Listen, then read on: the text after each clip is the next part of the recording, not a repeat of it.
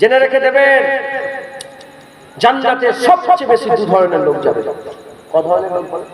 দুই ধরনের। একটা মুত্তাকি, তাকওয়া করেওয়ালা, আল্লাহর খৌফ রাখনেওয়ালা, সবচেয়ে বেশি জান্নাতে যাবে। দ্বিতীয় হলো হুসনে আখলাক, উত্তম চরিত্র রাখনেওয়ালা, সবচেয়ে বেশি আল্লাহর জান্নাতে যাবে।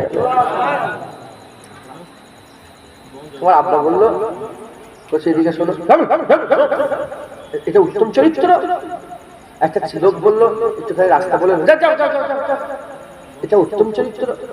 হ্যাঁ, একটা গরিব এসেছে ফকির, তুমি যদি তাকে কিছু নাও দাও, তাকে বলো না আমার কিচ্ছু নেই, কিছু মনে করে আমাকে মাফ করে দেন, আমার কাছে কিছু নেই, সে মনটা খুশি করেই যায়। দূর দূর করে দিয়ে তারা সকালবেলা এসছে কি করতে, জঞ্জাল। এই যে মনে মানুষের মনে দেখা দিবা, দেখে একটা একটা হকুল্লাহ, একটা হকুল ইবাদ, একটা হুকুকুল্লাহ, একটা হুকুকুল ইবাদ, একটা হকুল নাস, একটা হকুল্লাহ, একটা মানুষের হক, একটা আল্লাহর হক। আল্লাহর হক নষ্ট করলে, নামাজ কাজা করলে আল্লাহ বড় দয়াময় মাফ করে দেবে। দাঁড়িয়ে রাখতে হবে, আল্লাহর হক নষ্ট করেছে, আল্লাহ বড় দয়াময় মাফ করে দেবে। তুমি ভয়ের জায়গা নিয়ে নিলে, কাউকে দুঃখ দিলে, কষ্ট দিলে, সে কি দয়াময়, সে কি রহমান নাকি, সে কি রহিম, সে কি গফুর, সে কি গফফার, সে তো বান্দা। তার দিলে অত দয়া নেই যে তোমাকে মাফ করবে। অতএব মানুষের মনে কষ্ট দেবেন না, মানুষের মনে কষ্ট দেবেন না।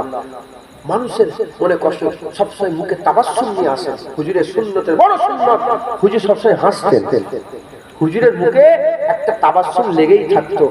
হ্যাঁ, একদিন হুজুর পাক হেঁটে হেঁটে যাচ্ছে, একটা বেদুইন বলতে যাযাবর, রিফিউজি, যাযাবর, বেদুইন, এরকম ভাবে যেতে যেতে হুজুর পাকের চাদর ছিল, চাদরে হাত ফেঁসে গেছে। ওই বেদুইনের হাতটা হুজুর পাকের চাদরে ফেঁসে গিয়ে যখনই মেরেছে টান এরম ভাবে হুজুর পাকের নূরের এই ঘাড় মুবারকে হযরতে হুসাইন হুজুরের মামা যান, তিনি হুলিয়া বায়ান করতেন রাসূলুল্লাহ। তিনি বলছেন যে রাসূল পাক সাল্লাল্লাহু আলাইহি ওয়াসাল্লামের ঘাড় মুবারকটা চাঁদির থেকেও বেশি চকচকে ছিল, চাঁদির থেকেও বেশি নূর। চাঁদি বোঝেন, রূপোকে পালিশ করলে যেমন চকচক করে, তার থেকেও আরো চকচকে ছিল রাসূলুল্লাহর ঘাড় মুবারক।